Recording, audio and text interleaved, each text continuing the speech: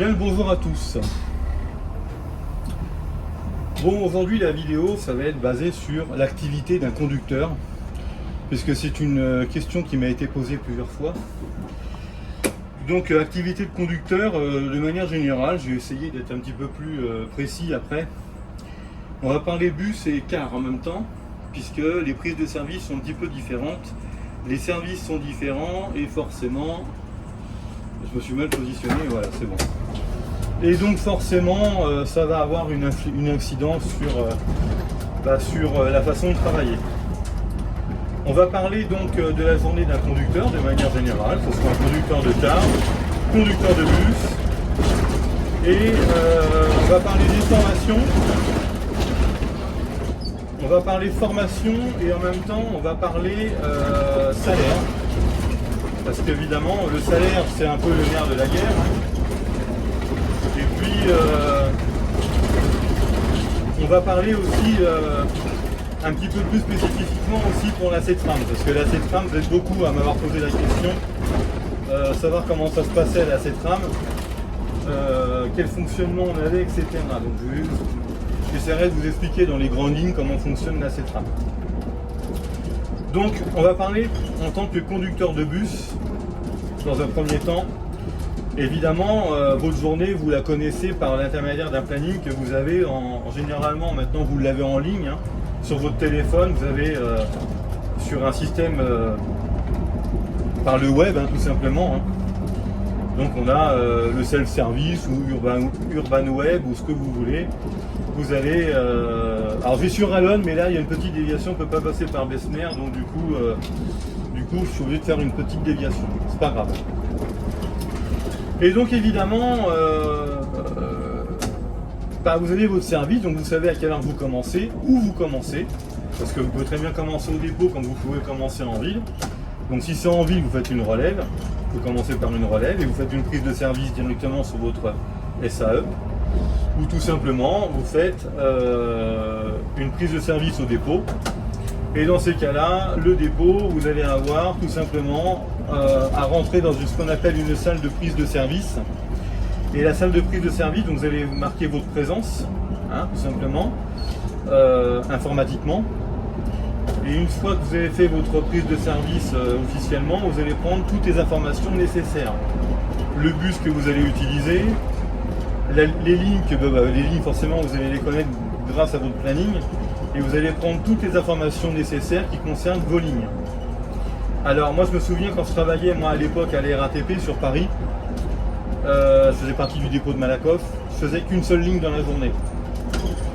Là ici c'est différent, d'abord c'est pour la RATP, ici c'est plutôt un fonctionnement on va dire Keolis. Et donc pourquoi je passe par là, moi c'est pas grave. Et donc le fonctionnement Keolis, évidemment c'est pas tout à fait le même que la RATP et puis le réseau n'est pas le même non plus. Donc on fait plusieurs lignes. On fait minimum 2 lignes, voire des fois 3. Et ça peut même arriver qu'on en fasse 4 si on a des lignes qui sont des fois à coupler. Des fois on peut coupler 2 lignes comme par exemple la 12 avec la 22. Ou des fois on peut faire des lignes renforts comme la ligne 4 au départ de Saint-Joseph pour aller jusqu'au Halles ou à Éperon, puis après faire de la ligne 5 ou de la ligne 20. Donc ça peut arriver. Donc vous prenez les connaissances de toutes les lignes que vous allez effectuer et par rapport à ça, vous allez donc ensuite faire le tour de toutes les lignes que vous allez donc faire par les déviations, voir un petit peu s'il y a des consignes particulières, etc. Tant pis, je vais passer par Alon. Et normalement c'est pas le trajet qu'il faut faire, hein. Donc ça c'est pas un pied officiel du tout, hein. C'est pas le bon pied. Ne prenez pas exemple là-dessus, hein. J'aurais dû prendre la grande rocade et sortir à Bois-Joli et après faire le tour. Bon, c'est pas grave, on va faire autrement. Et donc une fois que vous avez fait, donc vous avez pris connaissance de toutes les lignes et de toutes les déviations possibles, vous prenez également connaissance du matériel que vous allez utiliser. Donc ça vous donne le numéro de parc. Alors à savoir que nous à la CETRAM, le numéro de parc correspond aussi au numéro d'emplacement. Donc le bus 104 est sur l'emplacement 104. Le bus 412 il va être sur l'emplacement 412. Le bus 320, je sais pas combien, 308, il va être sur l'emplacement 308. Des bus 300, il n'y en a pas beaucoup, il n'y en a que 10. Hein. Et donc ensuite, donc c'est facile à se repérer, hein. Vous avez un plan de parc dans la salle de prise de service. Donc ça vous permet de vous repérer assez facilement. Avec une suite logique. Enfin logique pour eux en tout cas. Une fois que vous avez fait donc que vous avez pris toutes vos connaissances, que vous rejoignez votre bus, bah, évidemment vous allez faire les vérifications intérieures et extérieures. Alors là je m'adresse, c'est une vidéo qui s'adresse aussi à des futurs conducteurs de la CETRAM, mais aussi à des futurs conducteurs de manière générale et ceux qui ne passent pas encore leur permis mais qui vont bientôt le passer ou qui sont en cours de formation. Ceux qui sont en cours de formation, vous savez comment ça se passe. Rien de voilà, vous allez faire des vérifications un petit peu comme au permis. Donc le matin, quand vous vérifiez votre bus, vous faites des vérifications extérieures.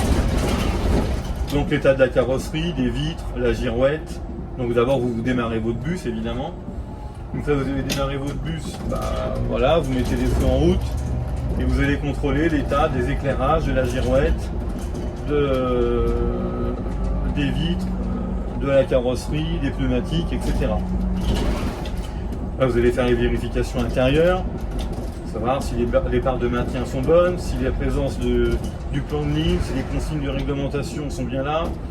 Vous allez contrôler les boutons de porte, hein, les verrouillages des portes, si ça fonctionne bien, le système anti-pincement. Vous allez contrôler aussi l'état de la palette, vous allez faire tout un tas de vérifications. Ça, de toute façon, on vous l'expliquera quand vous serez embauché. Hein. Et une fois que vous avez fait donc ces lignes-là, vous avez fait toutes ces vérifications-là, bah, vous commencez sur votre ligne. Donc, vous allez faire ce qu'on appelle un trajet haul-pied.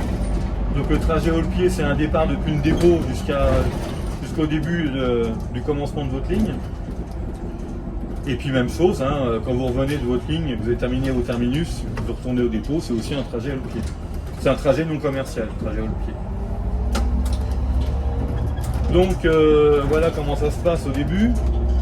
Alors sinon vous pouvez très bien, alors généralement nous à la CETRAM, quand vous commencez par exemple au dépôt, bah, vous finissez votre service ou votre partie de service au dépôt. Même si vous êtes en 2 fois par exemple, bah, en 2 fois par exemple vous pouvez très bien commencer au dépôt le matin et finir au dépôt. Alors soit vous commencez au dépôt, vous sortez un bus, une fois que vous avez sorti votre bus, vous faites ce que vous avez à faire et soit vous revenez et vous remisez le bus, ou alors sinon vous pouvez très bien sortir le bus, faire votre ligne et après revenir avec une navette. Alors si c'est à l'heure du déjeuner, le midi, vous avez une navette collective. Et puis sinon, vous pouvez avoir une navette individuelle. Donc ça sera à vous de contrôler, savoir si vous avez des passagers avec vous. Et vous regardez quelle navette vous prenez. Donc nous, on a plusieurs petites voitures. Ce sont des voitures électriques, hein, des Zoé notamment. Et donc les Zoé, elles sont référencées par des lettres de l'alphabet tout simplement. Hein. Navette A, navette B, navette C, navette D, etc. On en a plusieurs, de A à L. Et donc vous contrôlez aussi sur les plannings navettes, savoir si vous êtes tout seul comme conducteur ou si vous êtes un conducteur et que vous avez aussi des passagers avec vous. Donc vous pouvez avoir d'autres conducteurs avec vous. Si vous êtes le seul conducteur, c'est vous qui conduisez. De toute façon, ça sera forcément marqué si vous êtes conducteur ou pas de la navette. Et donc vous faites un trajet donc, depuis le centre-ville vers le dépôt.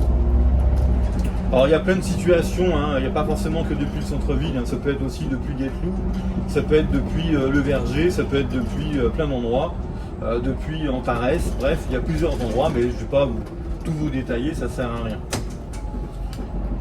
Et donc vous retournez au dépôt et vous remettez la voiture à son emplacement, parce que les voitures, les navettes c'est pareil, elles ont leurs emplacements, hein, bien sûr, chacun son emplacement. Et donc une fois que vous avez fait donc, votre service, après voilà, vous avez terminé un emprunt de plus. Après vous pouvez faire aussi un remisage au dépôt. Donc un remisage au dépôt, une fois que vous avez terminé, alors si c'est le soir, vous avez un opérateur, parce que c'est pas vous qui faites le plein, quand vous êtes en urbain, vous faites pas le plein, vous nettoyez pas le bus. Par contre, vous attendez dans le bus que le gars fasse le plein. Donc vous arrivez, vous rentrez au dépôt, vous commencez par vous mettre à la hauteur des stations, des pompes. Et au niveau des pompes, il y a quelqu'un qui fait le plein pour vous. Donc pour les bus diesel, bah, c'est l'opérateur qui fait le plein de gasoil. Et puis sinon, si c'est pas le cas, si c'est pas un diesel, c'est un bus gaz. Bon, bah à ce moment-là, vous rentrez directement, sauf si vous devez laver les bus. Nous, par exemple, on a 3 jours par semaine où on fait laver les bus. Donc on passe sous le portique de lavage, hein, c'est les rouleaux. Hein. Et donc les rouleaux, bah, c'est tout simple, hein, vous passez le bus dedans, et puis une fois que c'est lavé, bah, vous remusez le bus, vous mettez à son emplacement, puis après le nettoyage intérieur, bah, c'est une équipe de nettoyage qui vient nettoyer tout simplement le bus. Voilà, il n'y a rien d'extraordinaire. Quand vous faites de l'urbain, vous ne nettoyez pas le bus. Vous ne faites pas le plein, vous ne faites pas les niveaux. Par contre, vous faites quand même les vérifications extérieures et intérieures, et vous ne faites pas les, comment on appelle ça, les pleins, les niveaux et tout ça, c'est pas de votre ressort. Donc voilà comment ça se passe, et à la CETRAM, bah voilà comment ça se passe aussi, hein. Donc on a chacun nos spécificités, hein, sur chaque réseau, mais en tout cas voilà, les services, voilà comment ça fonctionne. Alors après on a différents services, on a des services du matin, où on peut commencer très tôt, à partir de 4h20. Généralement vous finissez pas tard, hein, vous êtes du matin, donc des fois à midi vous avez fini. Hein. Soit vous êtes en 2 fois, donc les matins ça va on va dire de 4h20 jusqu'à 6h30, 6h30 grand maximum, des fois 7h mais c'est plus rare. Et vous finissez, bah après ça dépend, hein, des fois vers 11h, 12h, 13h, 13h30, des fois un petit peu avant 14h, hein, ça peut arriver. Ça dépend à l'heure à laquelle vous avez commencé aussi. Plus vous commencez tôt, plus vous êtes censé finir tôt, mais bon, c'est pas toujours vrai. Mais de manière générale, c'est un peu comme ça que ça fonctionne. Et puis sinon, bah, vous avez des 2 fois. Donc là, les 2 fois, vous pouvez commencer à partir de 6h15, 6h30, avoir une coupure en journée. Alors des fois, vous avez une coupure, des fois soit en fin de matinée ou en début ou en milieu de matinée, ça dépend. Et vous allez reprendre dans l'après-midi, donc les coupures ça va varier, hein. Des fois une coupure de 1h30, des fois 2h, des fois 3h, voire même 4h, ça dépend, enfin ça dépend des services. Et après vous reprenez l'après-midi. Donc nous à la CETRAM, quand vous commencez à un endroit, vous finissez au même endroit. Si vous êtes en 2 fois, que le matin vous commencez au dépôt, bah, le matin si vous commencez au dépôt, quoi qu'il arrive, comme je vous disais tout à l'heure, vous finirez au dépôt. Soit en sortant et un bus, et en remisant le bus, soit en sortant le bus et vous êtes relevé en ville et vous revenez avec une navette, ou soit, alors pas le matin généralement vous sortez un bus, mais sinon ça peut être aussi en cours de journée, vous pouvez très bien être amené à prendre une navette au dépôt, et après être relevé, un autre collègue reprendra la voiture, et puis vous pendant ce temps-là vous allez tout simplement faire votre tour, et puis après une fois que vous aurez terminé, vous serez peut-être amené à soit revenir avec une autre navette ou soit ramener le bus. Donc ça va dépendre de plein de choses. Donc voilà un peu comment ça se passe. Voilà, un coup de trottoir mais j'ai pas le choix. Et donc voilà comment ça se passe une journée. Puis après par exemple ça peut être en matinée, et puis dans l'après-midi, je sais pas, moi vous pouvez très bien avoir dans l'après-midi un départ en ville et puis finir en ville. Alors soit on vous dit voilà, vous allez commencer, je sais pas moi, à Pont-du-Maine, vous allez finir à Pont-du-Maine. Et dans ces cas-là, bah, ça sera à vous de vous débrouiller par vos propres moyens. Alors des fois, on vous dit aussi sur certains services de prendre des transports en commun. Par exemple, vous allez faire une prise de service au dépôt, et soit vous n'avez pas de navette, et on vous dit de prendre par exemple le tempo en direction de Daga, puis après prendre, je sais pas moi, le tramway en direction du centre-ville. Et après, vous allez peut-être remiser un bus, ou bon, peu importe. Vous avez différentes façons de commencer et de terminer les services. Ensuite, donc ça c'est pour le bus. Alors à la RATP c'est pas tout à fait pareil, déjà on n'a pas de navette, ça nous vous démerder. Mais en règle générale, voilà, vous commencez à un endroit et soit vous finissez au dépôt, soit vous finissez, mais bon, nous on rappelle au dépôt à Malakoff, on s'arrangeait à ce que la différence entre le lieu de départ et le lieu d'arrivée, enfin le lieu de fin entre guillemets, 4 minutes c'est très bien, c'est parfait. Comme ça j'aurai pas trop d'avance, je vais partir à 5 minutes. Et donc comme ça vous permet de voilà de pas avoir trop loin. Mais bon, nous à la C-Tram, voilà comment ça fonctionne. Vous commencez à un endroit, vous finissez au même endroit, sur un demi-service ou sur un service complet. Voilà comment ça se passe. Après, vous avez différentes pauses. Donc à chaque terminus quasiment, vous avez au moins, alors je sais pas si vous le voyez dans le centre de vision, vous avez un petit toilette comme ça, un petit sanitaire. Donc vous pouvez faire voilà, vous pouvez aller aux toilettes, vous avez de quoi vous laver les mains, etc. Donc c'est des lieux qui sont en règle générale plutôt bien entretenus. Après, c'est aussi au conducteur de veiller à garder les lieux propres et en bon état. Hein. Et puis vous avez soit ça, ou sinon vous avez des salles de pause. Donc des salles de pause, alors soit au dépôt, on a une très belle salle de pause qui a été refaite il n'y a pas longtemps. Donc là vous avez différents distributeurs de boissons froides, des distributions de boissons chaudes, où vous avez même des confiseries, des endroits, vous avez même des sandwichs. Alors je crois que c'est à Saint-Martin qu'il y a des sandwichs. Vous avez différents endroits, différentes salles de pause, pardon. Et ces salles de pause, tout simplement, elles sont soit vous en avez une à Saint-Martin, vous en avez une à Antares, vous en avez une sur la place des Comptes du Maine, enfin à proximité de la place des Comptes du Maine. Vous en avez une à Espal, vous en avez une à Bellevue. Là, vous avez des salles de pause un peu partout, qui sont plutôt confort, hein. Vous pouvez vous poser tranquillement, ça reste plutôt des salles assez sympas. Donc voilà comment ça se passe un petit peu à la C-Tram. Vous avez quand même des lieux pour pouvoir, quasiment à chaque terminus, pour pouvoir faire vos besoins. Si vous êtes assujetti à des problèmes intestinaux, vous pouvez faire vos besoins pratiquement à chaque terminus. À quelque chose près, c'est quasiment... C'est mieux qu'à la RATP, parce qu'à la RATP, je me souviens que quand on était sur Paris, il fallait descendre dans une station de métro pour pouvoir aller dans des sanitaires qui nous étaient réservés, nous, personnel de la RATP. Alors moi je vous rappelle, ici la C-Tram, c'est pas du tout la RATP, hein, c'est plutôt un réseau qui fonctionne sur le système Keolis. Donc vous n'êtes pas payé par Keolis en tant que conducteur, mais vous êtes payé par la C-Tram, mais le système, lui, c'est un fonctionnement Keolis. Donc voilà comment ça se passe. Quand on est conducteur de bus, une salle de prise de service, prenez vos informations, vous rejoignez votre bus, vous faites le tour de votre bus. Une fois que vous avez fait le tour, vous faites votre haut-le-pied et vous faites votre ligne. Quand on est conducteur de car, c'est un peu différent parce que conducteur de car, il y a une petite différence entre conducteur de car et conducteur de bus. D'abord, un bus n'a pas de soute à bagages, n'a pas de chronotachygraphe, n'a pas d'éthylotest anti-démarrage et n'a pas, n'a pas de place de ceinture avec des ceintures de sécurité. De manière générale, il n'y a pas de ceinture de sécurité. Alors qu'un autocar, c'est un peu différent. Vous avez un chronotachygraphe. Donc le chronotachygraphe, pour ceux qui ne savent pas ce que c'est un lecteur dans lequel vous allez mettre une carte.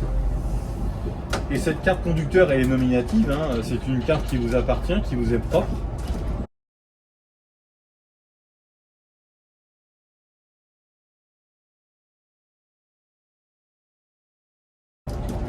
Et donc, si elle vous est propre, c'est à vous quand vous rentrez le matin, quand vous faites votre prise de service, vous allez prendre votre prise de service, mettons dans une salle de prise de service, ou pareil, comme pour le bus, vous allez faire les vérifications, savoir s'il y a des déviations sur vos lignes. Alors les cars, généralement, eux, c'est à échelle plus importante, parce qu'eux, ils font rarement de l'urbain, ils font plutôt de l'interurbain. Donc c'est plutôt à échelle départementale, régionale ou nationale, peu importe. Une ligne interurbaine par rapport à une ligne urbaine, c'est qu'on sort d'une agglomération pour aller en rejoindre une autre par la campagne, soit par des petites routes de campagne, soit par des grandes routes ou des fois même par autoroute, ça dépend comment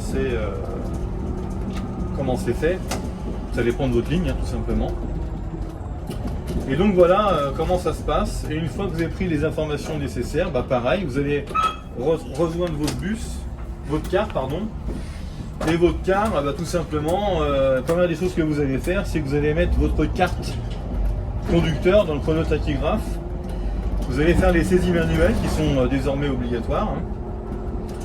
Et donc une fois que vous avez fait vos saisies manuelles, vous allez saisir vos heures de repos, les confirmer, l'heure à laquelle vous avez commencé votre service et ensuite vous mettre en position de travail.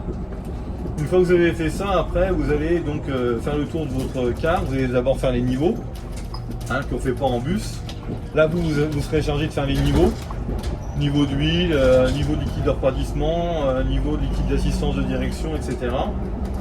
Vous allez faire tout un tas de vérifications au moteur. Vous refermez le capot moteur. Et si les niveaux sont bons, vous allez souffler dans l'éthylotest anti-démarrage. Et une fois que vous avez soufflé, si vous n'avez pas bu, le car vous permettra de démarrer. Donc là vous allez démarrer. Et donc, vas-y. Tu sais bien je peux pas passer, voyons. Et donc, une fois que vous avez démarré votre car, vous allez faire les vérifications de la même façon que nous on les fait en bus, c'est-à-dire que vous allez vérifier l'extérieur, donc les pneumatiques, s'il n'y a pas de tache sous le véhicule, s'il n'y a pas de problème d'éclairage, donc vous allez vérifier les feux, etc.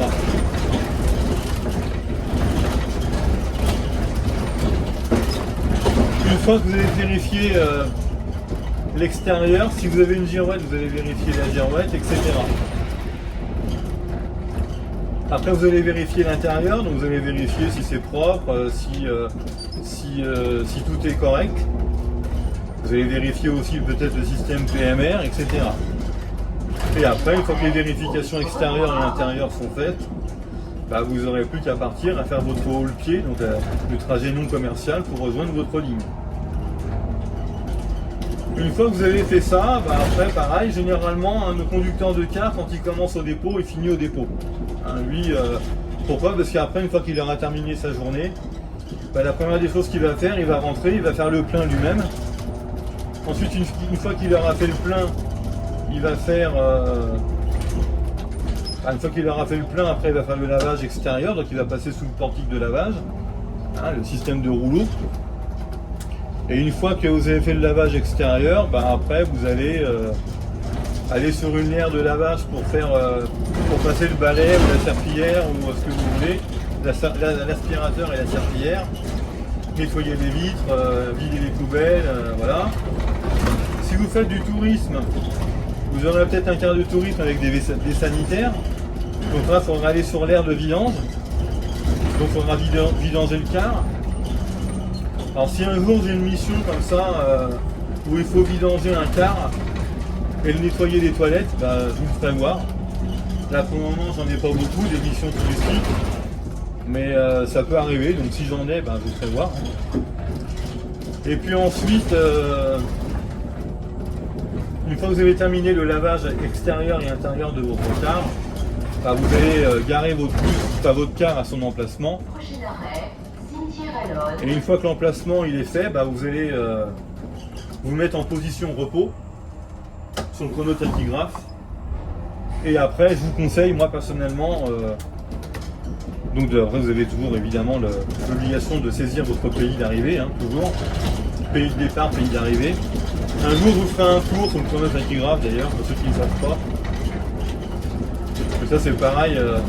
J'ai beaucoup de gens qui sortent de formation et ne savent pas utiliser le chronotachygraphe.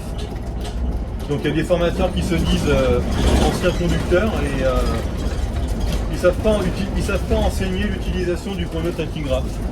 C'est un peu bizarre, mais bon. Et donc, une fois que vous avez fait vos saisies d'arrivée, que vous êtes mis en position repos, vous n'avez plus qu'à quitter votre car, à le fermer et après à rentrer chez vous. Donc voilà les différences qu'il y a entre un conducteur de bus et un conducteur de car. Les conducteurs de bus, on ne fait que de l'urbain, on ne fait pas les niveaux, on ne nettoie pas le bus, à part le passer sous le portique de lavage. Le plein, c'est pas nous qui le faisons, on ne fait pas le nettoyage, on ne fait pas tout ça. Alors que quand on est conducteur de car, on est un petit peu obligé de faire tout ça. Sauf peut-être dans certaines boîtes, ou peut-être que c'est un peu spécifique, où ils ont peut-être la possibilité de se faire, entre guillemets, assister par une boîte qui est chargée du nettoyage et de faire le plein, mais bon, généralement, voilà. Enfin, nous, en tout cas, à part en bus, Quand on fait de l'urbain, donc l'urbain c'est circuler essentiellement dans son agglomération, hein, comme nous ici sur Le Mans, on ne bouge pas de notre agglomération. On reste sur Le Mans métropole, donc Le Mans et les villes qui sont aux alentours. Et ça s'arrête là. Mais une fois qu'à part tourner le volant, on ne fait pas grand chose d'autre. Hein. On ne fait pas le plein, on ne fait pas le nettoyage, on ne fait pas tout ça. Que quand on passe sous le portique de lavage, c'est pareil, il n'y a pas rester au poste de conduite, d'avancer et freiner comme nous le demande le portique de lavage, on ne fait pas grand chose. Donc voilà un petit peu comment ça se passe une journée de conducteur de car ou de conducteur de bus. Je vous ai un petit peu spécifié aussi les services un peu à la CETRAM. Hein. Alors vous avez aussi à la CETRAM la possibilité, pas tout de suite au départ quand vous venez d'arriver, sauf si vous avez déjà fait du tramway auparavant, mais pour ceux qui viennent d'arriver, d'abord vous faites du bus, mais après une certaine ancienneté, vous pouvez faire après de la conduite de tram. On a 2 lignes de tram. Donc à la CETRAM, en tant que conducteur à la CETRAM, on a 2 lignes de tram. Donc le B1, enfin le T1 pardon, qui fait Université Antares, et le B2 qui fait Espal Bellevue Haute-Poulaine. Donc voilà un peu les 2 lignes de tramway. Et après sinon nous on gère 22 lignes. Mais bon, on a plus que 22 lignes sur le réseau CETRAM, on en a beaucoup plus. On a une trentaine de lignes, mais on a aussi des lignes scolaires, mais c'est pas nous qui les faisons. Mais nous, en tant que conducteur à la CETRAM, on gère, on s'occupe de 22 lignes. Les lignes que vous pourrez regarder par la suite sur ma chaîne, parce qu'il y en a quelques-unes qui sont déjà filmées et postées, d'autres qui sont filmées que j'ai pas encore postées. Donc là, la 26 que je suis en train de faire, je vous l'ai déjà filmée, vous la connaissez. Mais il y en a plein d'autres que j'ai pas fait au moment où je tourne cette vidéo. Comme la ligne 20, je l'ai pas faite. La ligne 21, 22, 23, 24, 25, je les ai pas faites. Bon, quand il y a quelqu'un, je parle pas trop, hein, vous comprendrez pourquoi. Bonjour.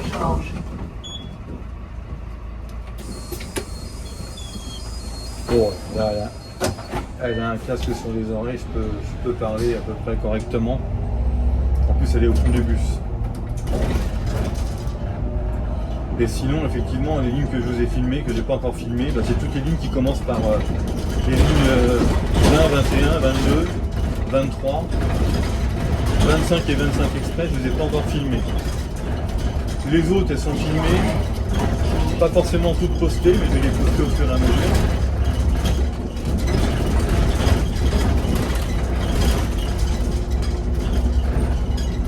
Et puis voilà. Donc voilà comment ça se passe en tant que conducteur de bus ou conducteur de car. Et j'ai pu aussi vous expliquer un peu comment ça fonctionnait un petit peu à la CETRAM. Alors,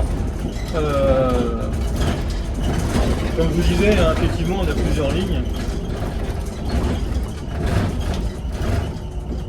On a, je crois, 135 bus au dépôt de la CETRAM. Le nombre de rames de tramway, je ne m'en rappelle plus, mais il y en a quand même beaucoup aussi. Donc ceux qui travaillent à la CETRAM qui sont sur cette vidéo, si vous savez combien il y a de rames de tramway au CDM, dites-le moi. Alors les tramways sont pas stockés au même endroit que les bus, parce que les tramways sont stockés du côté d'Antares, alors que les bus ils sont stockés du côté de l'avenue Pierre-Pifot. Quand on aura des bus hydrogène et des bus électriques, on aura peut-être probablement d'autres dépôts que Pifot, mais pour le moment, on n'a qu'un seul dépôt de bus, avec dedans 135 bus de mémoire. Donc voilà alors comment ça se passe à la CETRAM et comment ça se passe la journée d'un conducteur de bus de manière générale. Il n'y a pas beaucoup de différence d'un réseau à l'autre. Si ce n'est que moi je vous disais, la RATP, sur une journée on faisait qu'une seule ligne. Mais c'est vrai que Moi par exemple j'avais une seule ligne, c'était la ligne 68. Bon, bah, la ligne 68, quand je faisais 2 tours et demi dans ma journée, c'était tout parce que l'amplitude horaire était tellement importante. Et en plus les conditions de circulation sur Paris, c'était compliqué. Donc quand je faisais un tour, bah, j'avais déjà perdu quasiment 2 heures déjà. Donc parce que les conditions de circulation sur Paris, la dernière année, quand j'ai terminé fin 2023, tout début 2024, sur Paris, c'était une catastrophe. Une ligne qui normalement devait durer 1h30, on mettait plus d'1 heure. 1 heure et quart, c'était une horreur. Donc évidemment, et encore juste sur une course. Hein. Donc sur une deuxième course, des fois on mettait 2h30. Sur un tour complet. Hein. Donc sur une journée de 7h, 7h30, bah, c'était vite torché. Hein. Après 2 tours et demi, donc c'était régulé. Donc des fois on était limité en milieu de journée. Ça arrive. Assez souvent. D'ailleurs cette ligne-là, je crois que je l'ai filmée, hein, elle est sur la chaîne, hein, la ligne 68. Je l'ai filmée une fois, c'était mes tout débuts en tant que entre guillemets pseudo-youtubeur. Hein. Ah, ils sont pas beaux ces cars. C'est des autocars. Hein.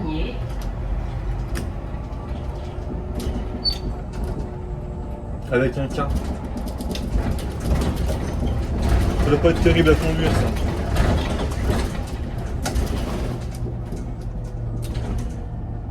Donc sinon on va parler maintenant des différents emplois qu'on peut rencontrer dans le milieu du transport en commun de voyageurs.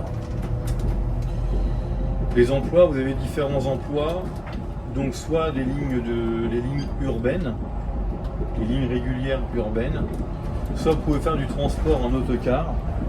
Le transport en autocar, c'est-à-dire que vous avez différents. Alors il y a plus de choix en autocar qu'en autobus. Parce qu'en autocar, vous pouvez faire de la ligne scolaire, vous pouvez faire de la ligne interurbaine, départementale, régionale, nationale, etc. Et vous pouvez aussi faire du tourisme ou alors du billet collectif. Ce qu'on appelle aussi du transport occasionnel. Soit des services courts ou soit des services longs, occasionnels. Donc généralement, comment ça se passe? Le service occasionnel, c'est en fait ce qu'on appelle aussi un billet collectif. Vous allez à un endroit, récupérer un groupe, vous allez le transporter à son lieu de destination, et ensuite, soit vous attendez sur place, soit vous retournez au dépôt, et puis après, plus tard dans la journée ou plus tard un autre jour, vous récupérez ce groupe de l'endroit où vous l'avez déposé pour le redéposer à l'endroit où vous l'avez pris au départ. Donc voilà comment ça se passe un billet collectif. Alors des fois selon les distances, ça peut être plus ou moins long. Vous avez aussi les services touristiques. Donc là le tourisme c'est pareil. C'est un petit peu le même principe, sauf que des fois vous pouvez être appelé à faire des excursions. Et dans tous les cas, quand vous faites un billet collectif ou quand vous faites une excursion du tourisme, c'est vous qui préparez votre itinéraire. Donc vous avez une heure de départ, vous avez une heure d'arrivée, et on vous dit voilà, il faut prendre à telle heure, ou il faut que le groupe soit déposé à telle heure, à tel endroit.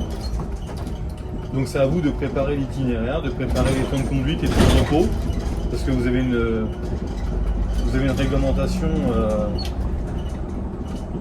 que je vous expliquerai un jour dans une autre vidéo, avec des temps de conduite à ne pas dépasser, 4h30, 45 minutes de pause, 4h30, 2 heures de conduite, sauf 2 fois dans la semaine, vous avez le droit à 2 fois 10 heures, etc. Bon, plus tard, je vous expliquerai un peu dans une autre vidéo comment ça fonctionne. Ensuite, comment vous dire, vous préparez votre itinéraire par rapport à vos temps de conduite et vos temps de repos. Vous allez aussi préparer votre itinéraire par rapport à votre trajet, par rapport à votre itinéraire et par rapport aussi à votre véhicule. Hein, vous avez des endroits où les cars ne peuvent pas passer. Parce que soit c'est interdit au plus de 3 tonnes 5 ou au plus de 7 tonnes 5, soit parce que tout simplement votre hauteur ne convient pas. Donc c'est à vous de vérifier votre gabarit, de connaître la longueur, la largeur, la hauteur, et puis de contrôler tous les passages qui pourraient être potentiellement difficiles, savoir si vous êtes sûr de pouvoir passer sans difficulté. Et donc vous allez regarder aussi par rapport à la hauteur, comme je vous disais, bien sûr. Donc ça c'est important.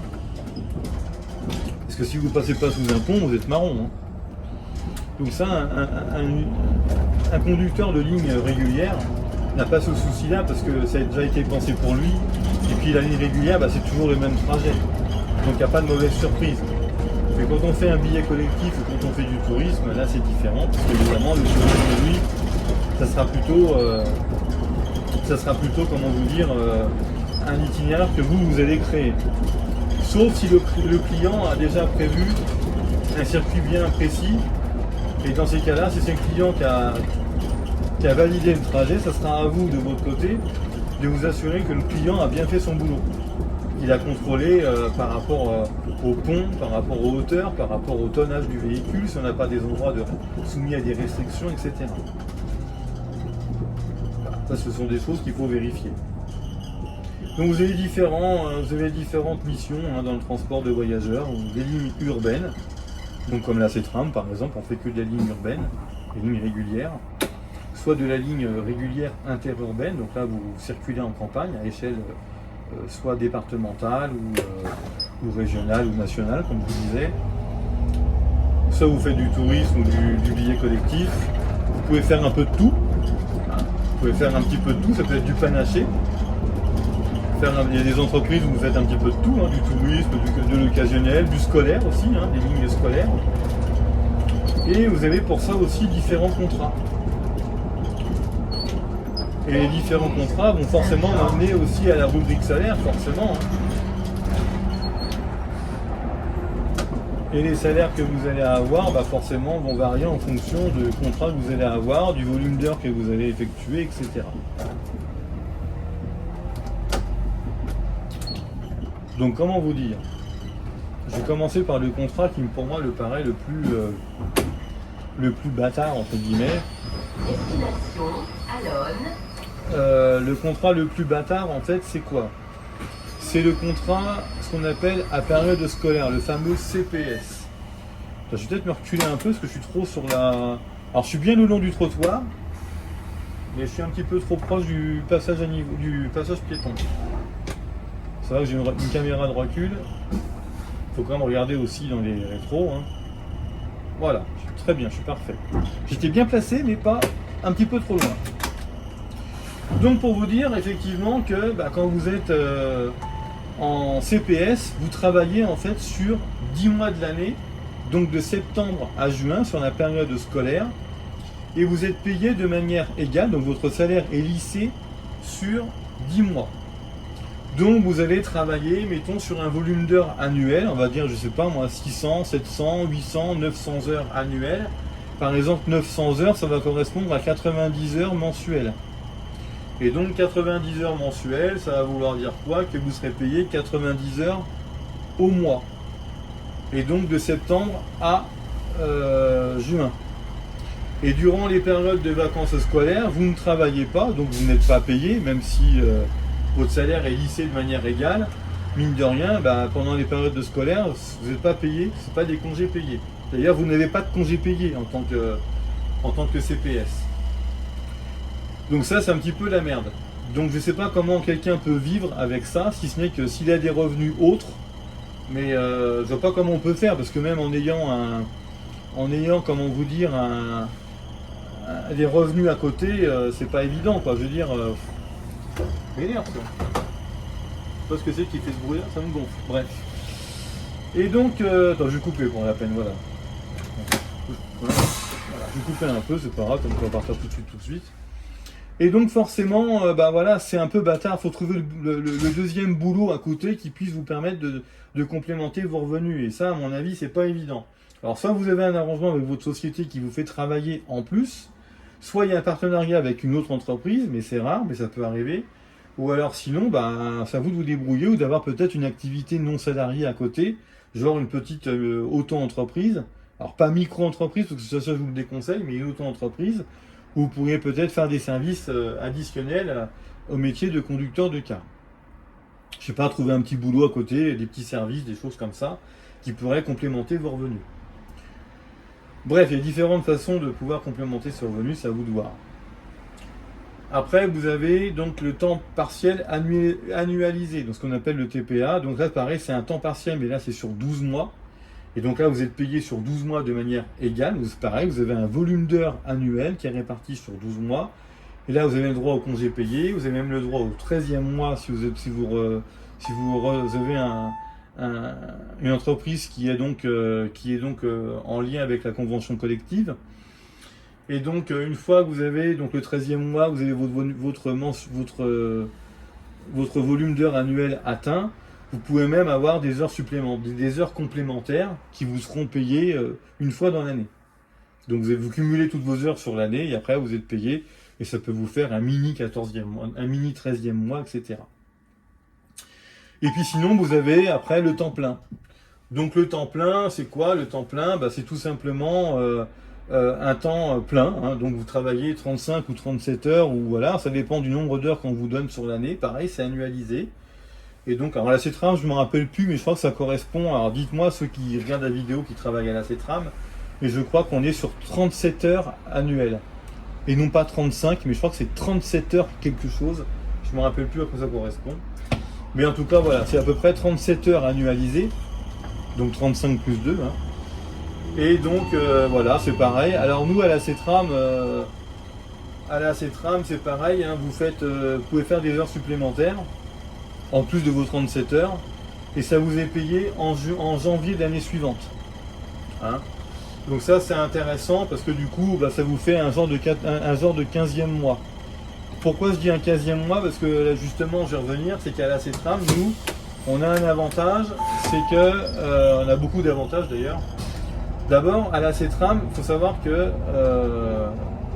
donc, je vais juste faire une petite aparté. Généralement, les temps pleins, c'est plutôt quand on fait de l'urbain. C'est un peu plus difficile. Alors, je ne dis pas que c'est pas possible. Hein. C'est un petit peu plus difficile de trouver un temps plein quand on est conducteur de car, parce que beaucoup d'emplois, en tant que conducteur de car, c'est beaucoup d'emplois à temps partiel pour faire du scolaire. Vous travaillez le matin, donc le lundi, mardi, jeudi, vendredi, vous allez faire des services du matin et des services de l'après-midi. Alors soit l'après-midi, vous n'avez pas grand-chose en milieu de journée. Peut-être qu'on va vous coller un billet collectif entre deux. Mais bon, c'est pas garanti, en fonction des horaires que vous allez avoir. Ou alors des fois, vous allez cumuler, je sais pas moi, un scolaire avec une ligne régulière. Et ça va peut-être pas vous permettre de faire un temps plein. Mais ça peut arriver, hein, ça peut arriver. Mais sinon, en urbain, oui, l'urbain, je vois sur le Mans, nous, à la CETRAM, comme à la RATP sur Paris, on ne fait signer aux candidats que des temps pleins. C'est des CDI temps plein. Donc ça, c'est bien d'avoir un CDI et un temps plein, parce que de nos jours, pour trouver un CDI, c'est pas évident. Hein. Donc là, dans ce métier-là, vous pouvez trouver des CDI assez facilement et en temps plein.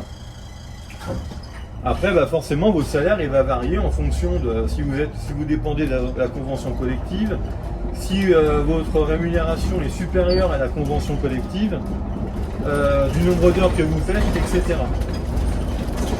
Alors, il faut savoir que à la CETRAM, pour vous donner un ordre d'idée, quand on est conducteur de car, quand on est conducteur de bus,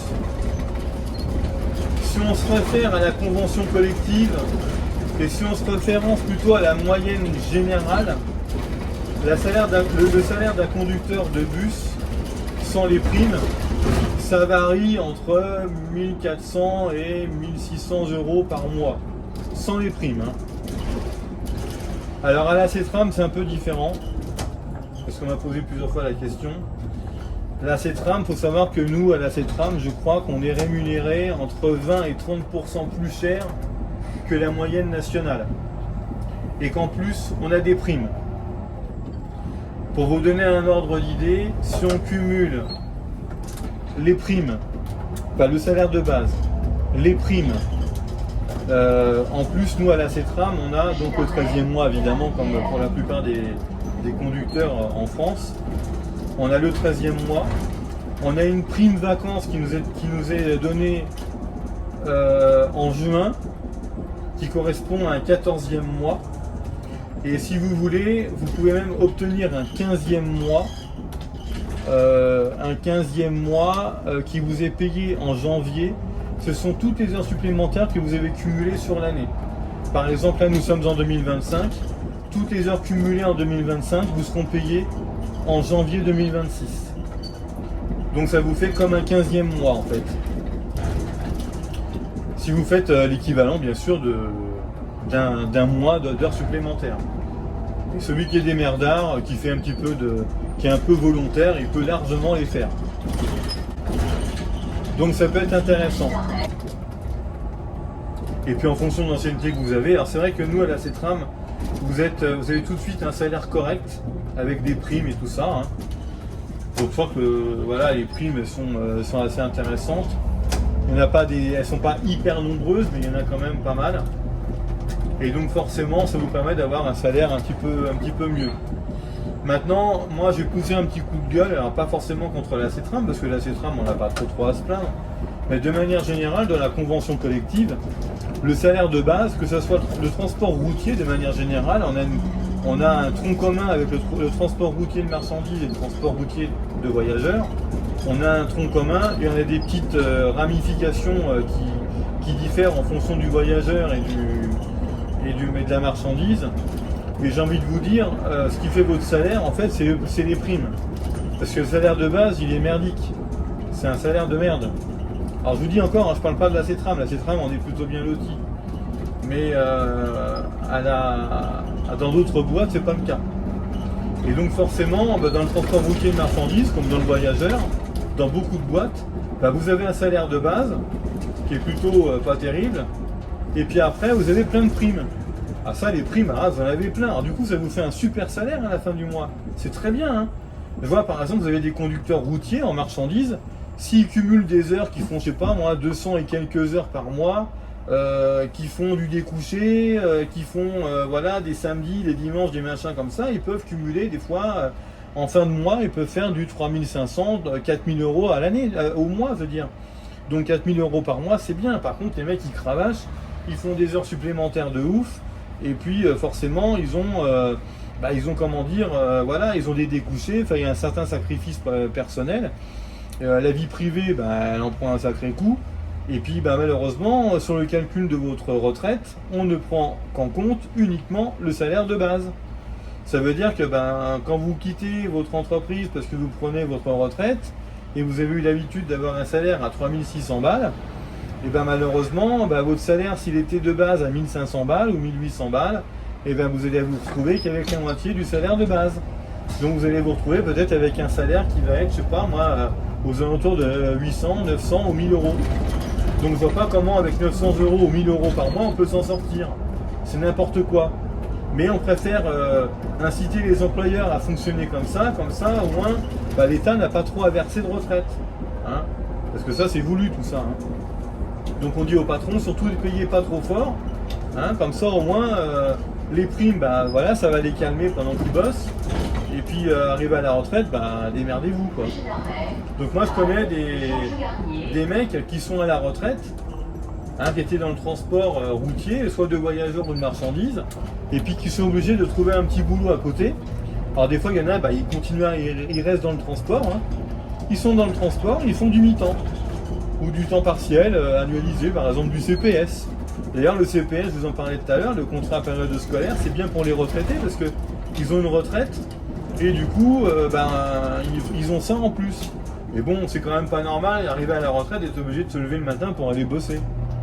Je comprends pas ça, j'ai du mal à comprendre. Alors, il y en a qui le font par passion, et tant mieux, hein. Et qui préfèrent s'accorder un petit peu de temps en journée pour s'adonner à des choses, puis en même temps avoir des vacances scolaires, ça peut être bien. Mais il y en a certains, des fois, ils le font parce qu'ils n'ont pas le choix. Ils le font par obligation. Et ça, c'est pas bien, ça. C'est pas bon. Et c'est pas prêt de s'arranger, malheureusement. Hein. Quand vous entendez ce que le gouvernement nous annonce à chaque fois, c'est hallucinant.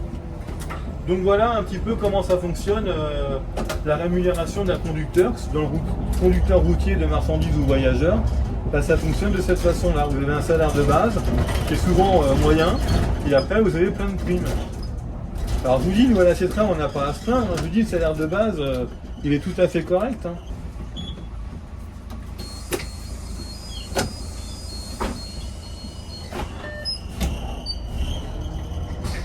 Donc voilà un petit peu comment ça se passe. Alors il faut savoir aussi que bon, comme dans beaucoup de réseaux, à la CETRAM par exemple, comme dans beaucoup d'autres endroits, vous conduisez un bus. Alors il y a des entreprises aussi qui font du transport interurbain, qui font du car et tout ça. Comme je vous disais, l'activité de conducteur ne se résume pas qu'à conduire. Hein, c'est comme le transport de marchandises. Hein. Le transport de marchandises, c'est la même chose, c'est-à-dire que l'activité d'un conducteur ne se résume pas à la conduite. Hein, ça dépend aussi du boulot que vous faites.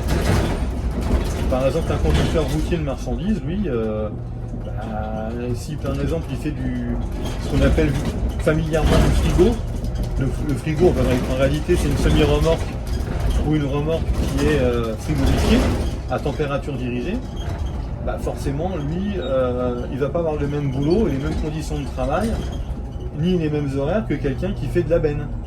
Un benneux ne va pas travailler de la même façon non plus que quelqu'un qui fait de la citerne. Et la citerne c'est pareil, hein. Celui qui fait de la citerne alimentaire, ce ne sera pas la même chose que la citerne pétrolière. Quelqu'un qui fait du bâcher, il ne va pas travailler de la même façon que quelqu'un qui fait du plateau. Ou alors quelqu'un qui fait du transport de voiture. Hein, parce que le porte-voiture c'est pareil, c'est encore un truc spécial. Le matériel n'est pas le même, les conditions de travail ne sont pas les mêmes. Hein, un porte-voiture, lui, ou un porte-engin, il va passer son temps à chaque chargement ou déchargement à piger. Quand je dis piger, ça veut dire qu'il va mesurer la hauteur de son chargement, pour savoir combien il mesure, pour être sûr qu'il puisse passer sous les ponts. Donc là c'est pareil, lui, un conducteur de transport de marchandises, quand il fait de la route, il prévoit toujours ses itinéraires en fonction de son tonnage et de son gabarit. Donc tout ça, ce sont des éléments qui sont importants et qu'il faut savoir maîtriser. Hein. Et dans le transport de voyageurs, c'est pareil. Le transport de voyageurs, le transport, ça ne s'arrête pas forcément à conduire un véhicule. C'est aussi, comment vous dire, s'adapter à son environnement. Quand on fait du tourisme, quand on fait de l'urbain, quand on fait de l'interurbain, c'est aussi peut-être nettoyer, faire le plein, faire les niveaux, etc. Et puis aussi vendre des titres de transport. Donc vendre des titres de transport, vendre des titres de transport, forcément, c'est savoir maîtriser son fond de caisse, maîtriser les tickets, maîtriser aussi l'offre qu'on propose aux clients. Hein, parce que c'est pareil, on a différentes formules. Par exemple à la CETRAM, on a différents types de tickets. On a des tickets, par exemple, des tickets d'e-voyage. On a des tickets à l'unité qui sont valables 1 heure. On a des tickets journée qui sont valables 24 heures. On a des tickets tribu qui sont valables le week-end pour jusqu'à 4 personnes. Qui sont valables le week-end uniquement. Donc ça, c'est plein de choses. On a des abonnements. Tout ça, c'est des choses qu'il faut savoir. Alors moi, les abonnements, je ne les connais pas, pour tout vous dire. Franchement, je ne les connais pas du tout. Mais effectivement, il y a différents types d'abonnements avec différentes possibilités, différentes réductions. Bon, ça, vous, en tant que conducteur, vous n'êtes pas concerné par ça. Vous vendez que des tickets. Donc des tickets, vous avez essentiellement des tickets journée, des tickets 1 heure, enfin des tickets unité, ce qu'on appelle. Vous allez avoir des tickets tribu, et puis voilà quoi. Ou éventuellement des 10 voyages, mais je crois que les 10 voyages, on en voit beaucoup dans les distributeurs automatiques de tickets, mais il n'y en a pas forcément des masses dans les caisses de bus. Donc vous êtes responsable de votre caisse. Alors je ne vais pas vous dire le fond de caisse qu'on a, ça vous verrez quand vous serez à la CETRAM. Mais voilà, on a un fond de caisse qui est réparti par différents types de tickets et qui est réparti aussi par des billets et différentes pièces de monnaie. Donc pièces de monnaie 2 €, 1 €, 50 centimes, 20 centimes, 10 centimes. Alors si vous pouvez vous épargner des 5 centimes et des 2 centimes ou autres 20 centimes, je peux vous conseiller d'éviter ça. Mais bon, après ça c'est pas vous qui décidez. Hein. Si si le client décide de vous payer avec des pièces de 5 centimes, vous ne pourrez pas la refuser. Bon, vraiment, si c'est trop abusé, à un moment donné, si vous prend pour un con, il y a peut-être un moyen aussi de... Il y a peut-être un moyen d'esquiver ça. Donc l'activité d'un conducteur, comme je vous disais, ça ne s'arrête pas forcément à la conduite. Hein. C'est de s'adapter aussi à l'environnement de travail. C'est valable dans le voyageur, c'est valable dans la marchandise, c'est valable dans plein de choses. Attends, bouge pas, je recule. Est-ce qu'il y a quelqu'un qui va reculer? Quelqu'un qui recule.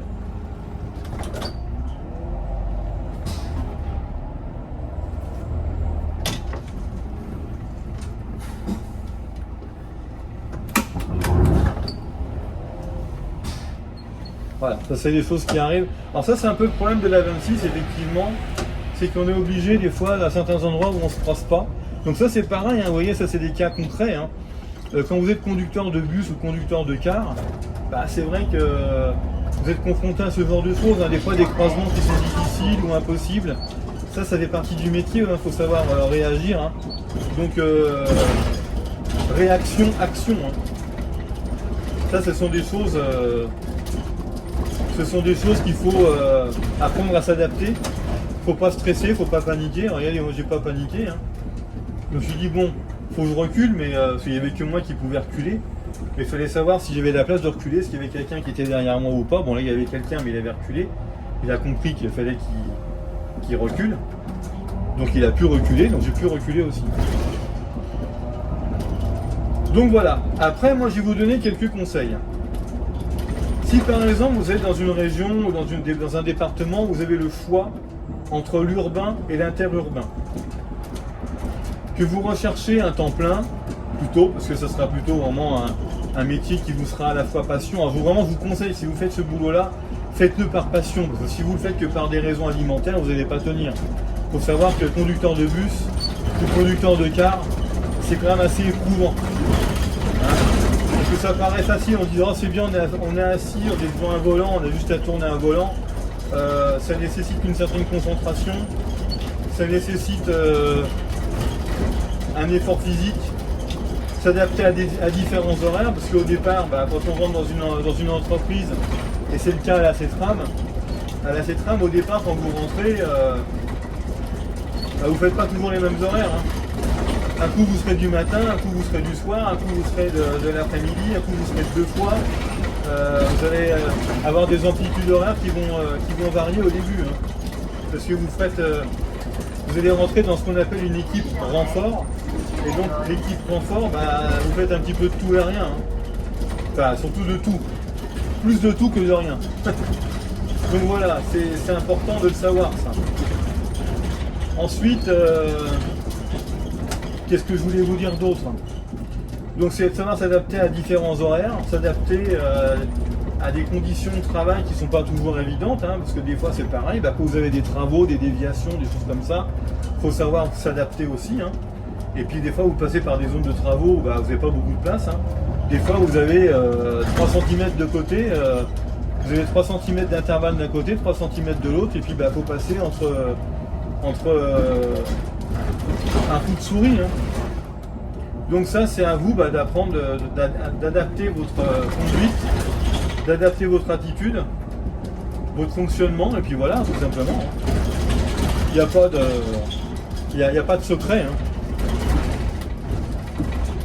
Qu'est-ce que je voulais vous dire d'autre? Si vous voulez bosser, si vous voulez gagner de l'argent, il n'y a pas d'histoire. Hein. Dans le transport, pour faire du pognon, il faut faire des heures. Plus tu fais d'heures, plus tu es payé, mais tu gagnes ta vie. Voilà, ça il n'y a pas à chier. Il y en a qui disent ah bah ouais mais bon ils sont mal payés, machin. Tu fais des heures mec. Hein.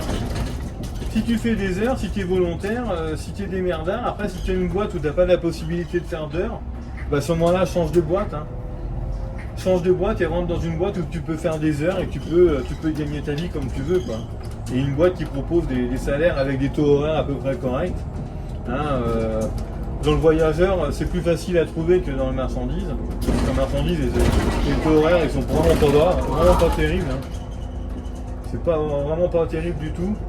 Alors qu'en voyageur, c'est un petit peu plus élevé. Mais bon, je trouve ça reste quand même mal payé pour beaucoup de boîtes. Alors je vous dis, je parle pas de la Cetra, parce qu'avec les primes, franchement, bon, on travaille pas, on fait pas des heures de ouf non plus. Même si on travaille 37 ou 38 heures par semaine,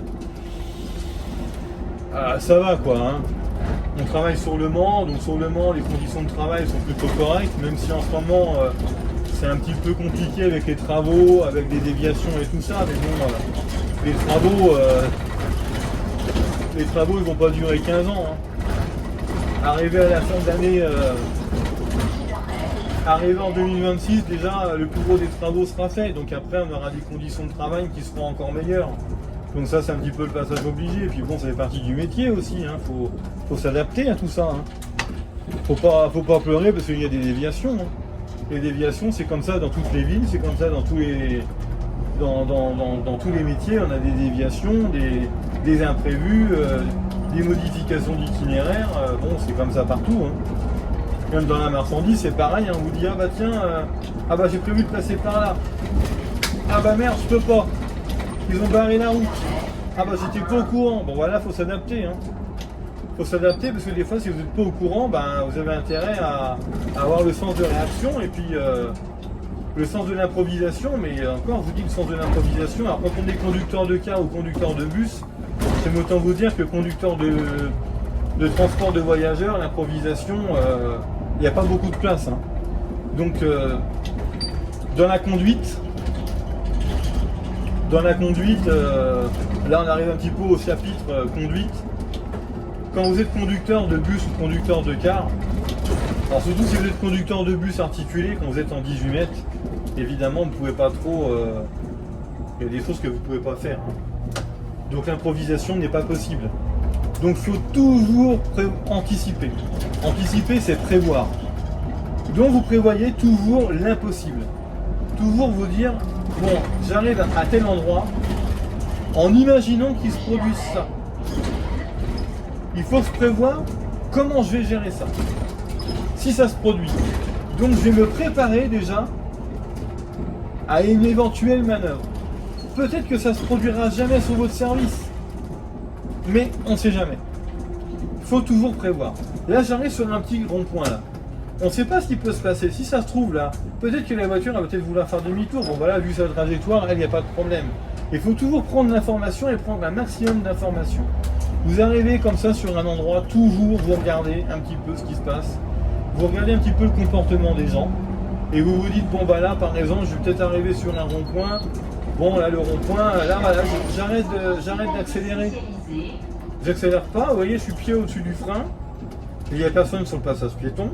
C'est plutôt une bonne chose. Alors j'exagère bien sûr. Hein. Il n'y a personne sur le rond-point. Allez hop, je reprends mon accélération. Et j'ai repris mon accélération avant même d'attaquer le rond-point. Vous décélérez bien en amont. Et après vous reprenez et vous maintenez votre accélération. Voilà, quand on sort d'un rond-point, on reprend l'accélération. On contrôle dans ses porte-à-faux. Enfin on contrôle ses rétroviseurs plutôt pour contrôler le départ des porte-à-faux. Alors au départ vous allez regarder aussi le point pivot. Le point pivot, c'est votre roue arrière quand vous allez commencer à rouler. Après, quand on arrive à une certaine expérience de conduite comme moi, on ne regarde plus trop le point pivot. Alors si on regarde, c'est pour s'assurer qu'il n'y a pas un usager à vélo, ou piéton, ou trottinettiste qui viendrait se mettre entre le trottoir et la roue de votre voiture, de votre bus. Mais sinon, en dehors de ça, le gabarit, vous l'avez automatiquement. Là, il n'y a personne sur le passage piéton, personne sur le rond-point. Donc là, j'ai repris mon accélération, j'y vais gentiment.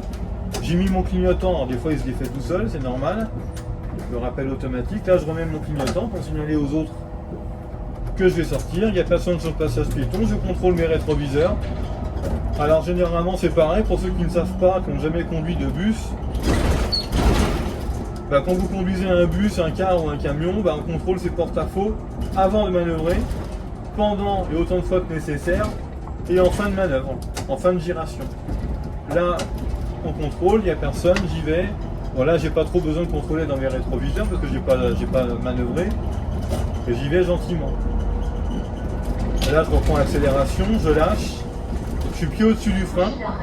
Le fait de lancer votre bus, et une fois que vous avez atteint la vitesse que vous avez souhaitée, vous mettez déjà votre pied sur la pédale de frein, comme ça s'il y a quelque chose, vous réduisez le temps le temps de réaction, parce que vous avez déjà le pied qui est déjà sur la pédale de frein.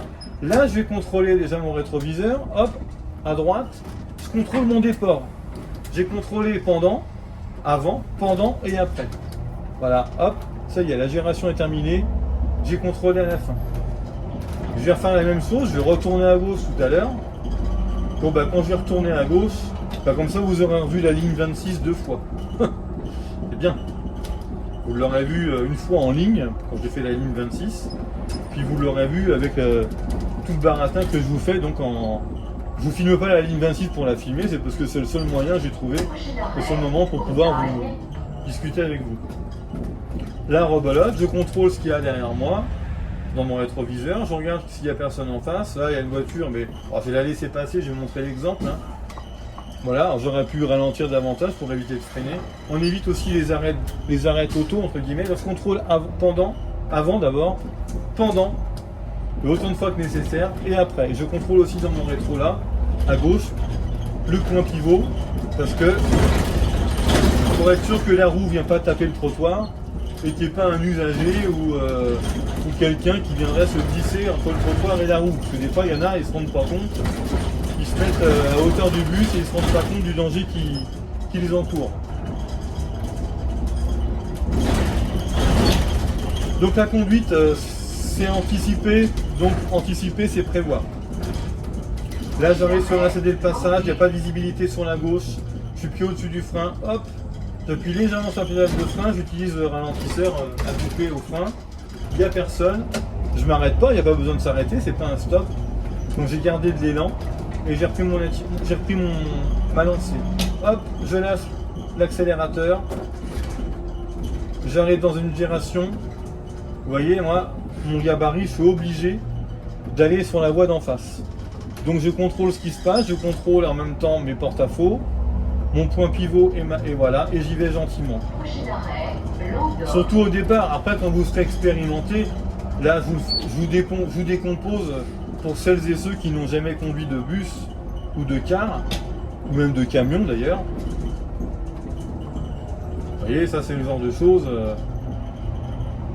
Voilà, on arrive tranquillement, passage piéton, il n'y a personne, on arrive sur une giration, il n'y a personne au bout de la giration. Là j'ai pris connaissance de ce qu'il y avait en sortie de giration, je contrôle mon porte-à-faux, je contrôle mon point pivot et mon porte-à-faux. Là je contrôle sur la gauche, il n'y a personne. Voilà, je recontrôle encore mes porte-à-faux et mon point pivot et j'y vais tranquillement. Je maintiens ma vitesse, c'est limité à 30 km/h, je suis légèrement en dessous. Ça me permet un petit peu de réguler, mais bon, de toute façon j'ai qu'une minute de retard, donc c'est bien. Mais il vaut des fois avoir une minute de retard que d'avoir une minute d'avance. Hein. Ça c'est pareil quand vous serez conducteur de bus ou de car, évitez les avances. Hein. Parce que si vous arrivez à l'avance et vous partez avant l'heure, bah, c'est considéré comme un passage non effectué. Donc, et après il peut y avoir des problèmes avec l'entreprise et puis le donneur d'ordre. Donc il faut faire attention à ça.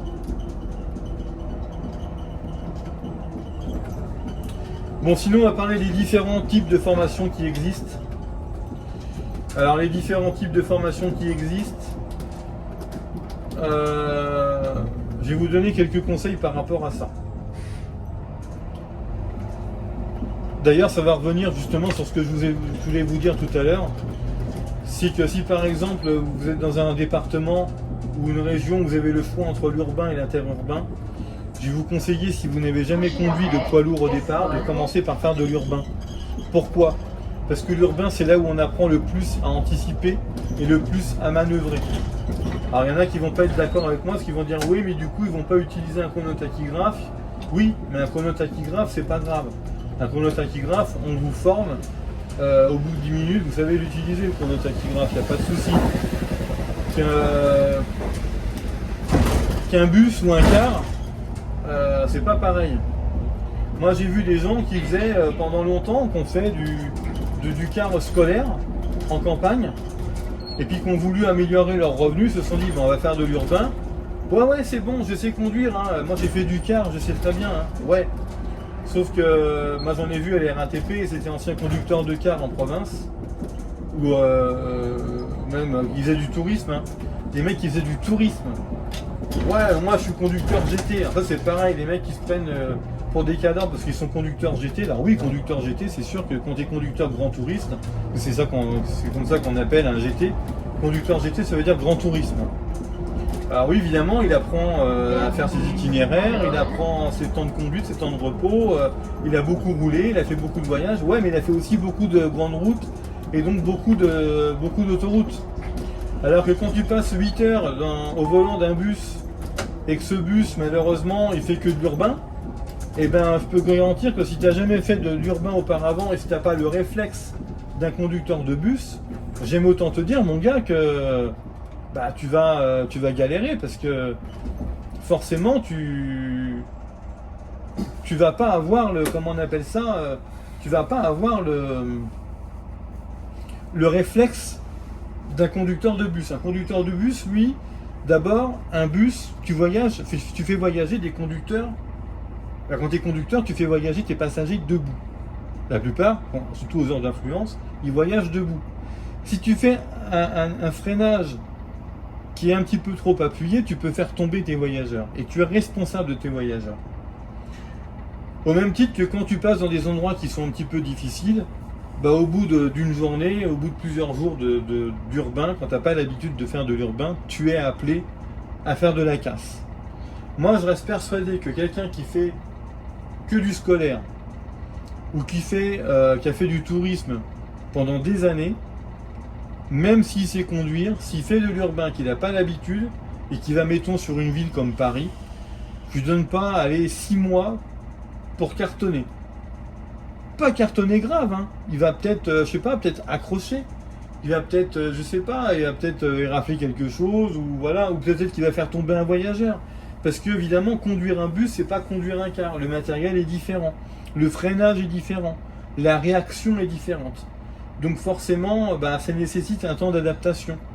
Et donc c'est bien de commencer par l'urbain parce que vous apprenez à avoir beaucoup plus de vigilance, vous apprenez à anticiper, à avoir une conduite extrêmement souple. Parce que bah, quand vous êtes conducteur de bus, comme je vous le disais, vous avez des passagers qui voyagent assez souvent debout. Et en plus, vous pouvez même avoir des passagers qui sont en fauteuil roulant. D'ailleurs, je vous ai fait une vidéo là-dessus qui va sortir ou qui est peut-être déjà sortie avant celle-là, j'en sais rien. J'ai pas fait de planning de diffusion. Où effectivement, je vais vous parler des transports de personnes à mobilité réduite. Donc, comment traiter un UFR. UFR, usager en fauteuil roulant. Comment le traiter, comment gérer la personne. Arrive à l'arrêt, comment on le fait rentrer dans le bus, comment il sort, etc. Et puis on lui fait comment aussi adapter sa conduite, parce que c'est pareil, la conduite, il y a des endroits où, comme là je suis avec un Citélis, bah avec un Citélis, vous n'êtes pas sûr d'avoir une conduite, que ça soit super souple pour lui, parce que alors, les Citélis, c'est vraiment tape-cul. Hein. Donc évidemment, j'aime bien les conduire, mais c'est vrai que c'est tape-cul. Donc c'est vrai que pour une personne qui est en fauteuil roulant et qui prend, je sais pas moi, l'avenue Pierre-Pifot, bah c'est pas très confort, hein, parce que l'avenue Pierre-Pifot, elle est complètement défoncée. Hein. C'est pas la seule rue du monde qui est défoncée d'ailleurs, mais bon. Mais en tout cas, voilà. Donc ça, c'est des choses. Je vous conseille plutôt de faire de l'urbain pour commencer. Après, si l'urbain vous saoule, bah, si après vous faites de l'interurbain avec un car, ou vous faites du tourisme et tout ça, après vous saurez vous adapter. Il n'y aura pas de problème. Après, si c'est une question de manipulation d'un chronotachygraphe et de gérer vos temps, bah, ça sera à vous de vous faire un tableau. Je vous en ferai un jour, un tableau, pour vous expliquer comment gérer ces temps de conduite, ces temps de repos sur une semaine. Et puis voilà, comme ça au moins vous saurez. Donc ça, c'est important. Maintenant, on va parler des différents moyens de se former. Alors, si tu es jeune et que tu as la possibilité de passer un CAP ou un bac pro en tant que conducteur routier, soit de marchandises ou soit de voyageurs, tu peux le faire. Et donc, du coup, tu peux conduire plus tôt. C'est-à-dire que tu peux conduire un bus ou un car dès l'âge légal le plus tôt. Sinon, tu peux faire éventuellement, alors si tu n'as jamais conduit de bus ou de car, je vais te conseiller vivement de faire un titre professionnel. Un titre professionnel, ça dure 3 mois. Et dans les 3 mois, tu vas avoir notamment 25 heures de conduite. Donc 25 heures de conduite, c'est pas beaucoup. mais c'est mieux que de faire un permis en sec. Je vous expliquerai ce que c'est qu'un permis en sec après. Un titre pro, ça regroupe quoi? D'abord, vous allez passer votre code de la route, parce que si vous avez plus de 50 permis, donc il faut avoir le permis B, permis voiture bien sûr, mais après vous allez évidemment, si vous avez plus de 50 permis B, permis voiture, donc vous aurez repasser le code. Une fois que vous aurez passé le code, vous allez apprendre, bien sûr, vous allez apprendre toutes les manœuvres du plateau. Donc vous avez 4 parcours à apprendre, vous aurez lors du plateau, vous avez 200 fiches, 200 questions écrites réparties sur 20 fiches de 10 questions et vous allez tirer au sort, vous allez plusieurs fois tirer au sort d'ailleurs, une fiche parmi 20 fiches de 10 questions. Donc ça sera à vous d'apprendre par cœur 200 questions-réponses. Ça sera à vous de les connaître par cœur. Sur les 200 questions-réponses, vous allez parmi 20 fiches de 10 questions, vous allez en tirer une au sort. Et une fois que vous aurez tiré au sort, vous allez donc répondre, ça sera noté sur 3 points. Ensuite, vous allez... alors je partirai avec plus 4 minutes parce que sinon, ça va avoir trop d'avance. Et sinon, donc après, une fois que vous avez répondu à ces 10 questions, donc c'est noté sur 3 points. Après, pour le permis C ou le permis D, vous allez avoir ce qu'on appelle le socle 1. Le socle 1, en fait, c'est ce que vous allez faire aussi quand vous ferez votre prise de service le matin. Donc c'est quoi? Vous allez vérifier votre bus. Vous allez vérifier l'extérieur et l'intérieur, les pneumatiques, machin. Bon, vous allez vérifier tout un ensemble de choses dans sa globalité. Une fois que ça c'est noté sur 7 points. Une fois que vous avez noté sur 7 points, vous allez faire ensuite tirer au sort une fiche, ce qu'on appelle un thème de sécurité, parmi 6 thèmes de sécurité. Donc vous avez 6 thèmes différents qui sont basés sur des thèmes bien spécifiques. Donc chaque thème a sa spécificité. Et c'est pareil, vous allez répondre oralement, donc, et vous allez faire le tour de votre véhicule en fonction de votre thème, qui sera aussi noté sur 6 points. Donc vous avez 6 thèmes à apprendre par cœur, vous allez en tirer un au sort, et il faudra donc le réciter par cœur. Et le comprendre aussi, bien sûr. Une fois que vous avez fait ça, vous allez apprendre aussi, pareil, vous allez tirer au sort une fiche orale parmi 12 fiches orales existantes. Et donc, les 12 fiches orales existantes, il faut les connaître par cœur parce que vous allez en tirer une au sort. Et quand vous allez tirer une au sort, il faudra la prendre par cœur et bien la développer. Donc, il faudra apprendre à bien la construire, cette fiche. Donc, chaque fiche que vous allez apprendre, il faudra bien apprendre à la construire de façon qu'elle soit bien complète, que ce soit concis, que ce soit bien, que ça puisse satisfaire l'examinateur. Donc je reprends la notation, 3 points fiche écrite, 7 points fiche, socle 1, 3 points le thème de sécurité, 3 points la fiche orale, et ensuite vous avez le socle 2. Le socle 2, c'est le test des freins, frein de parc, frein de service, on s'appelle le frein de service, c'est le frein à pédale, les portes, et donc les différentes manières d'apprendre, donc de contrôler le système de freinage et des portes. Ça, c'est noté sur 4 points. Donc, si vous notez tout ça, c'est noté déjà sur 20 points. Mais votre notation est calculée sur 21 points parce que si vous faites toutes vos vérifications avec les gestes et postures adéquates qui sont préconisés, vous avez automatiquement un point supplémentaire qui vous est attribué et donc vous aurez vos 21 points sur 21. Si vous répondez tout comme il faut, aux fiches écrites, au socle 1, vous avez tout votre maximum de points, c'est noté sur 21 points.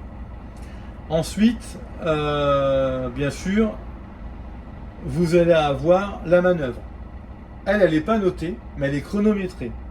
Alors vous allez avoir, pareil, vous allez tirer au sort un parcours. Il existe 4 parcours, dont 2 qui sont similaires, sauf qu'un coup c'est dans un sens ou soit c'est dans l'autre.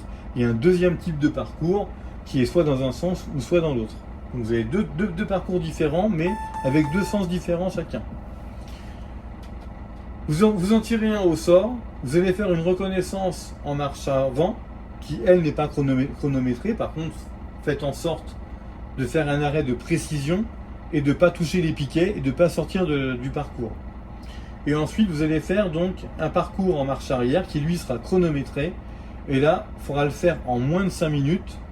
Et les moins de 5 minutes, il faudra faire une marche arrière sans déborder de la piste, donc des marquages au sol, sans toucher ni faire tomber de piquet. Et bien sûr, de le faire en moins de 5 minutes et de faire un arrêt de précision arrivé à la fin de votre marche arrière. Une fois que vous avez terminé et que vous avez tout bien fait, vous avez obtenu votre plateau. Ensuite, vous avez la conduite. La conduite, elle est notée sur 28 points.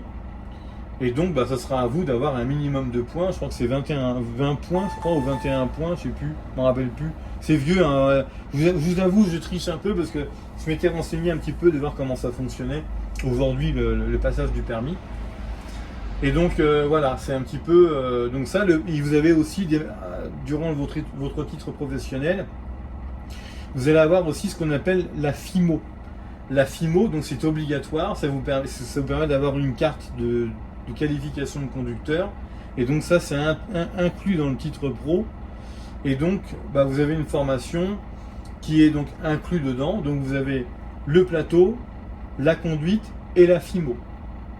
Et dedans, vous avez aussi ce qu'on appelle des manœuvres professionnelles et des mises en situation professionnelle.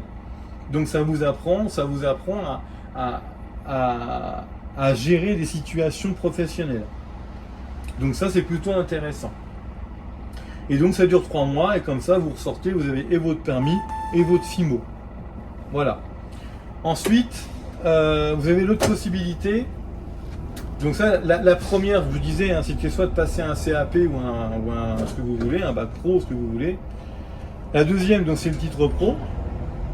Et donc le titre pro, une fois que vous l'avez, vous avez cette possibilité-là qui dure 3 mois. Après, vous avez une autre possibilité. Alors moi, je le conseille plutôt à ceux qui ont déjà fait du poids lourd. Si par exemple, vous êtes conducteur de poids lourd, vous roulez en permis C ou en permis CE, vous avez déjà un peu d'expérience dans ce métier-là, dans le métier de conducteur de poids lourd, je peux vous recommander éventuellement de passer le permis D en sec. Donc, qu'est-ce que c'est que le permis en sec? Passer ses permis en sec, c'est de le passer de manière individuelle. C'est-à-dire que un permis D, vous allez passer votre permis D en 2 semaines ou 3 semaines. Généralement, c'est sur 105 heures, je crois. Et sur les 105 heures, vous allez avoir, donc sur 3 semaines, vous allez avoir 2 semaines de plateau. Donc, vous allez apprendre, comme vous l'avez expliqué tout à l'heure, le plateau, les fiches grilles, les fiches écrites, les thèmes de sécurité, les fiches orales, les manœuvres... les différentes manœuvres en marche arrière, etc. Et ensuite, après, une fois que vous avez passé votre plateau, vous passez votre conduite. Et là, la conduite, le problème, c'est que je crois que c'est 4 heures de conduite. Et je trouve que pour quelqu'un qui a jamais conduit de poids lourd, 4 heures, c'est vraiment très peu. Donc moi, ça va parce que j'ai roulé en marchandises auparavant. Donc quand j'avais passé mon permis, j'ai pas eu ce problème-là. Puis en plus, moi... j'ai eu l'occasion de pouvoir passer au nef. Bonjour. Bonjour.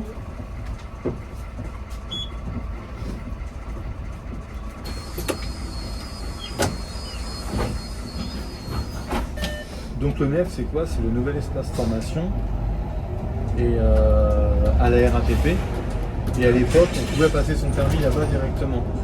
Et c'était une formation vraiment de qualité qui était complète. Et c'était vraiment la formation optimale, si j'ose dire. C'était une des meilleures formations au monde. Mais maintenant, ça n'existe plus. Maintenant, le NEF ne fait plus de formation au permis. Ils font des recyclages de connaissances parce que, évidemment, tous les 5 ans, vous êtes obligé de recycler votre FIMO. Donc là, eux, ils font ce genre de choses, mais ils ne font plus de formation au permis. Et c'est bien dommage. Parce que c'était vraiment une bonne formation. Et je vous ferai un chapitre sur les formations. Je vous expliquerai un petit peu comment ça fonctionne. Centre hospitalier spécialisé.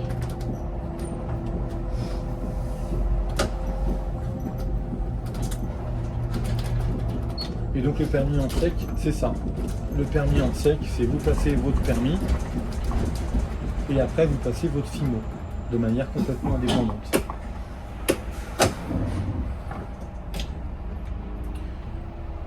Au même titre que quand on est conducteur routier de marchandises, on peut passer ses permis en sec, passer votre permis C, après vous passez votre permis CE, puis après vous passez votre FIMO.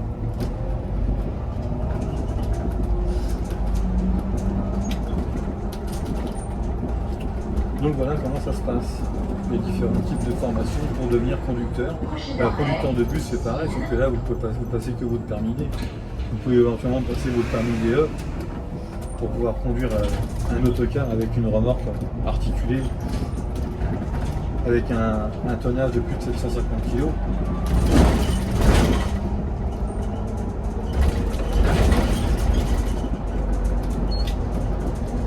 Vous pouvez déjà passer votre permis D et votre FIMO, c'est déjà bien.